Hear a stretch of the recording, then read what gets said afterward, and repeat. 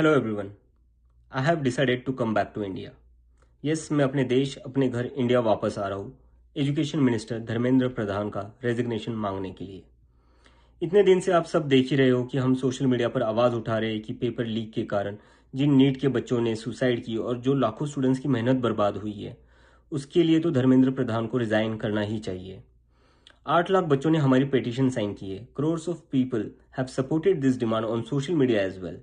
And not just that, देश में कई सारी जगहों पर इसको लेकर प्रोटेस्ट भी तो हो रहे हैं, जैसे लखनऊ, जयपुर, महाराष्ट्र, दिल्ली। लेकिन फिर भी इनको कोई फर्क नहीं पड़ रहा।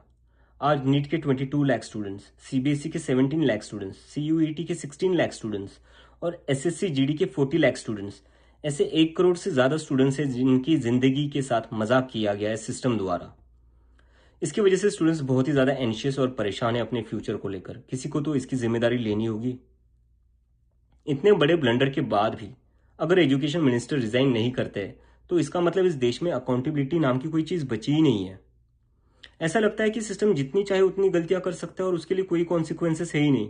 सारे कॉन्सिक्वेंसेस स्टूडेंट्स के लिए है। ऐसा कब तक चलेगा?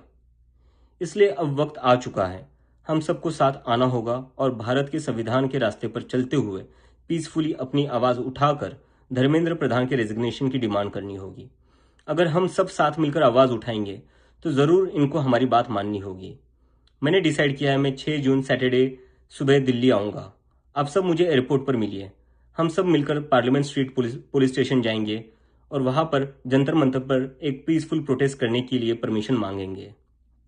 इंडिया का कॉन्स्टिट्यूशन हमें राइट देता है कि गलत के खिलाफ हम पीसफुल तरीके से अपनी आवाज उठा सकते हैं।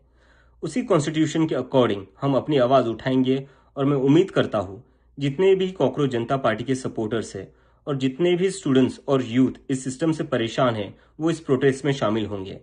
जिसको लगता है धर्मेंद्र प्रधान एजुकेशन मिनिस्टर जो है हमारे, उनको रिजाइन करना चाहिए, वो सभी लोग इस प्रोटेस्ट में शामिल हो जाए। मेरे फ्रेंड्स और फैमिली को डर है कि मुझे एयरपोर्ट से ही अरेस्ट कर लेंगे और फिर जेल भेज देंगे।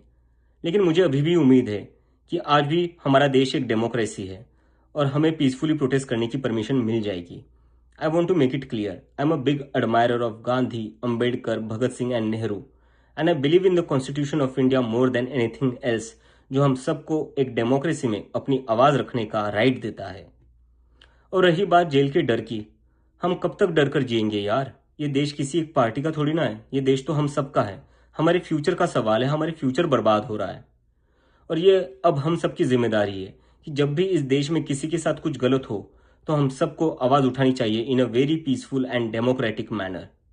मैं चाहता तो यहाँ यूएसए में जॉब लेकर आराम से रह सकता था।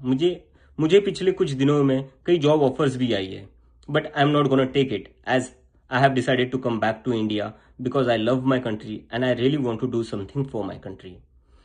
हम सब आज जो कुछ भी है वो सब इस देश ने हमें जो दिया है उसी के कारण है और अब हमारी बारी है अपने देश के लिए कुछ करने की।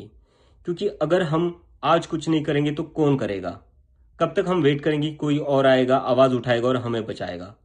सो जितने भी पीसफुल और कॉन्स्टिट्यूशन को मानने वाले कॉकरोचेस है, let's all come together to save the future of millions of students. Thank you.